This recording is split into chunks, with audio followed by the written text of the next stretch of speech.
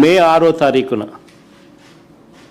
మరి ఇది జరిగింది మే 6వ తారీఖున. ఇది జరిగితే సాయికృష్ణ తల్లి మే 28న, సాయికృష్ణ తల్లి మే 28న రాత్రి 7:26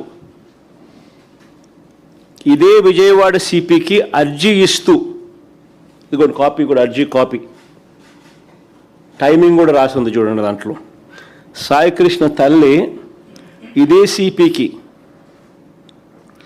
మే 28న రాత్రి 7:26 విజయవాడ సిపికి అర్జీ ఇస్తూ తన కొడుకును పోలీసులు తీసుకొచ్చారని, ఇప్పటి వరకు ఏ కోర్టులోనూ ప్రవేశపెట్టలేదని,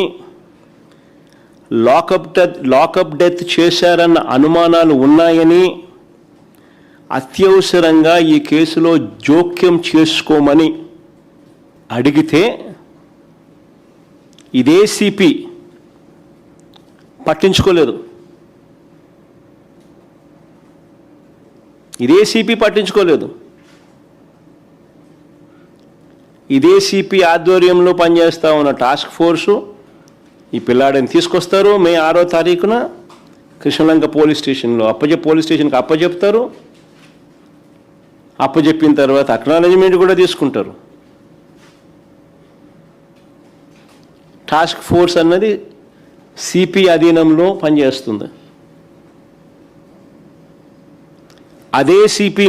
అదే సిపికే సాయికృష్ణ తల్లి మళ్ళీ మే 28వ తారీఖున, మే 6వ తారీఖున జరిగితే మే 28వ తారీఖున సాయికృష్ణ తల్లి అదే సిపికే అర్జీ పెట్టుకుంటే, ఇవన్నీ కూడా డౌట్స్ రేస్ చేస్తూ అర్జీ పెట్టుకుంటే కూడా సిపి పట్టించుకునే పరిస్థితి లేదు. తర్వాత సాయికృష్ణ బంధువులు, దీని తర్వాత మళ్ళీ సాయికృష్ణ బంధువులు డీజీపీ గారికి కూడా చెప్పినారు. డీజీపీ గారిని కూడా అప్రోచ్ అయ్యి డీజీపీకి కూడా చెప్పారు. చెప్పినా ఆయన పట్టించుకోలేదు.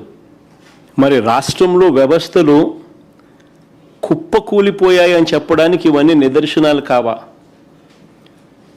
సిఐని సిపి కాపాడుతాడు, సర్కిల్ ఇన్స్పెక్టర్తో పనిచేయిస్తాడు తనే కాబట్టి సిఐని సిపి కాపాడుతాడు, సిపిని డీజీపీ కాపాడుతాడు, డీజీపీని చంద్రబాబు కాపాడుతాడు.